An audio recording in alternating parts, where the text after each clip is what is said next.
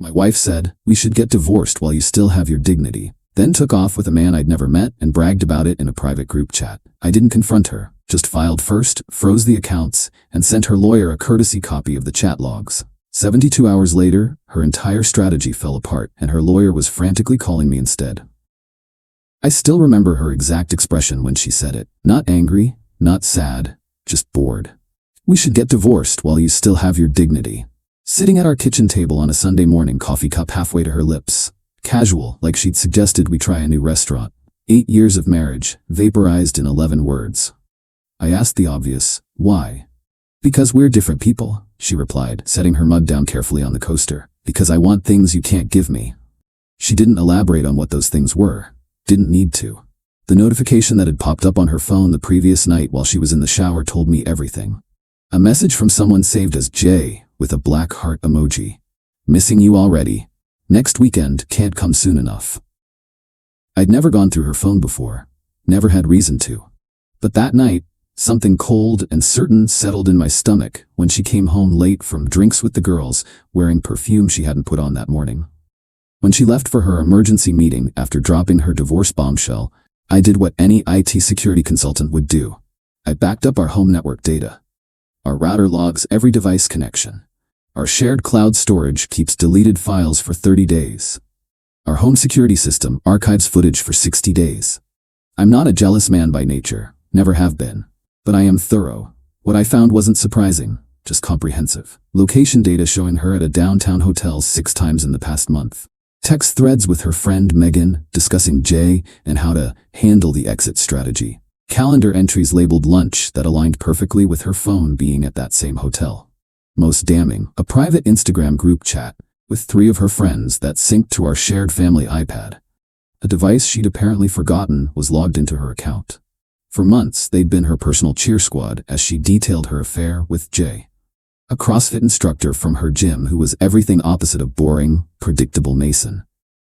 "He doesn't even suspect?" one friend asked. "Mason's too busy with his computer security stuff to notice anything," my wife replied, adding a laughing emoji. "Besides, we barely talk anymore. When we finalize the divorce, he'll probably just nod and go back to his spreadsheets." Another gem. "Jay says I can move in with him as soon as it's filed. His apartment is small, but we won't need much space, lol." And the kicker, sent just 3 days ago, "Strategy meeting with Diane tomorrow. She handled my cousin's divorce and destroyed her ex-husband. Mason has no idea what's coming." Diane, her college roommate. Now a divorce attorney known for aggressive tactics against high-earning spouses. I took screenshots of everything, downloaded all the data, then carefully restored her phone to exactly how I'd found it and replaced it on her nightstand. That night, she came home late again. Mentioned casually that she'd be visiting her sister the coming weekend. Her sister lives 3 states away. The location sharing on her phone that she never bothered to disable would undoubtedly show her at Jay's apartment instead. I nodded, said I hoped she'd have a good time, and went back to my laptop. The next morning, I called in a favor from Ben, a former client who happens to be one of the top divorce attorneys in the city. Explained the situation, sent him the evidence. "Jesus, Mason," he said after reviewing everything. "She's planning to blindside you next week. Diane's MO is filing for emergency support orders based on exaggerated claims. Usually works because the husband is caught completely off guard." "So what do we do?" I asked. "We file first, today. And we do it quietly." While my wife was at her noon yoga class at the downtown hotel, according to her location, I signed the papers in Ben's office. By 2 p.m. we had filed for divorce on grounds of adultery, with all the evidence neatly organized as exhibits. Then came the key move. Ben sent a professional courtesy email to Diane. Just 3 sentences. "I'm representing Mason Hayes in his divorce from Catherine Hayes. Attached is a copy of our filing from this afternoon. Also attached is a small sample of the documentation we've submitted regarding your client's extramarital activities." The small sample included screenshots of the group chat where Catherine had specifically mentioned Diane by name and discussed their strategy. That night, Catherine came home in a suspiciously good mood. Mentioned she'd be working late the next few days on a big project. I nodded, wished her success, and said I'd be busy with work myself. While she slept, I methodically secured our financial boundaries. I didn't drain accounts or make any dramatic moves that would violate legal standards. Instead, I removed her as an authorized user on my personal credit card, not our joint card. I also transferred my most recent paycheck, which hadn't yet been used for any household expenses, from our joint account to my personal account that predated our marriage. Then I changed the passwords on our investment accounts to prevent unexpected liquidations. All actions my lawyer confirmed were legal in our state given the circumstances.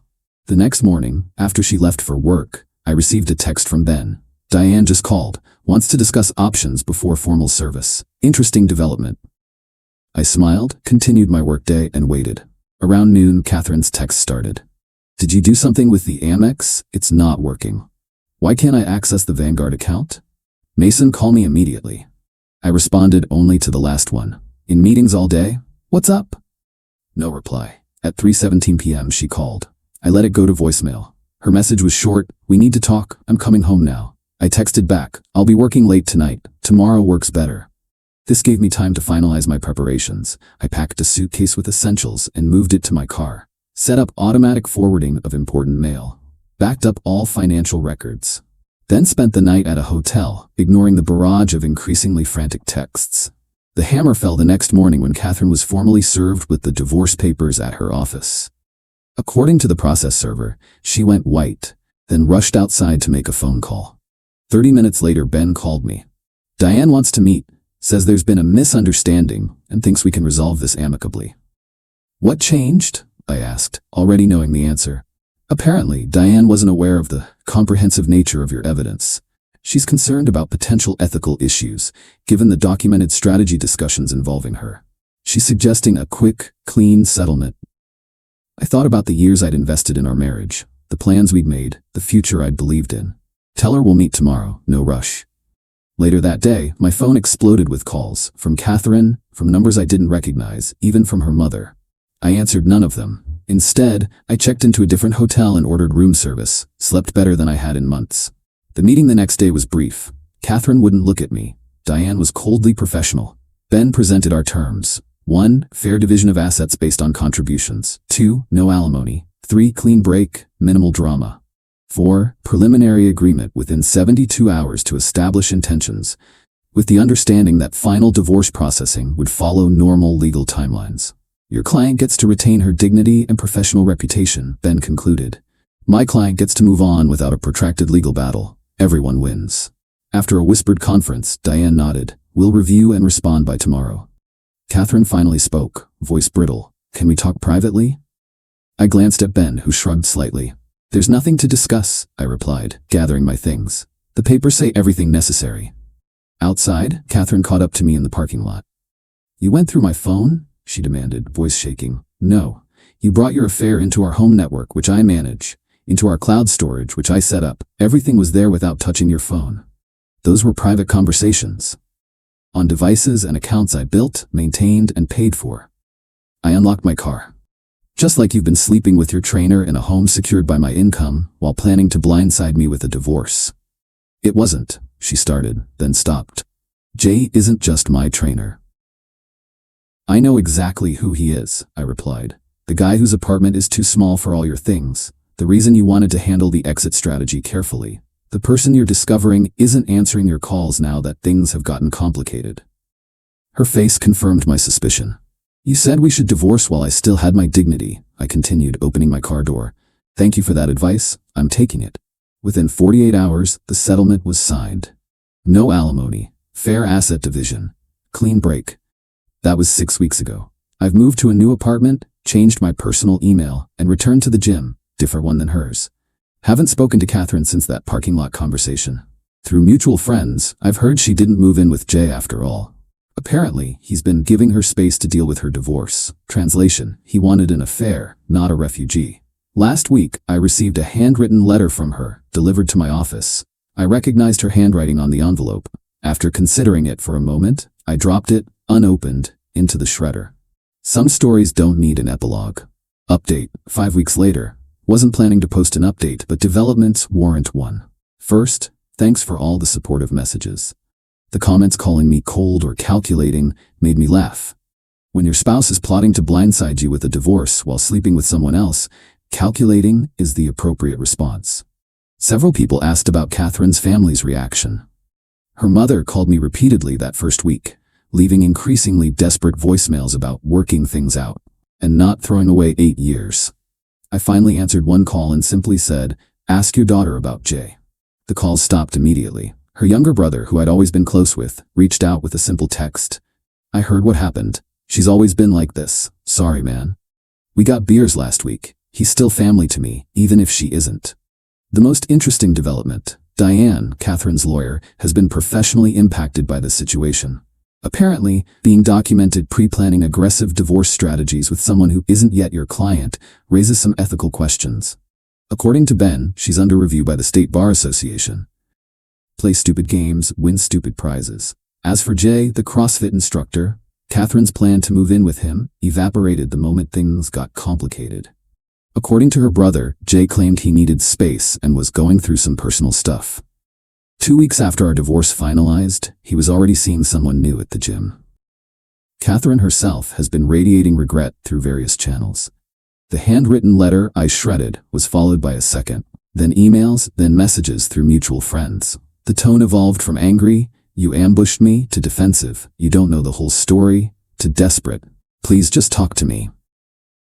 I maintained no contact, not out of bitterness, but because there's simply nothing to say. Her latest approach was having a package delivered to my office containing mementos from our relationship, concert tickets we'd saved, photos from our early dating years, a watch I'd thought I'd lost during our move 3 years ago.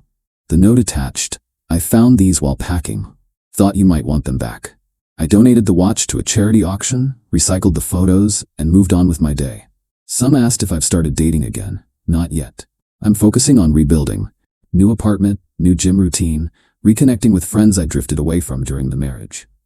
Considering a career move that would have been impossible with Catherine, who always prioritized staying near her family.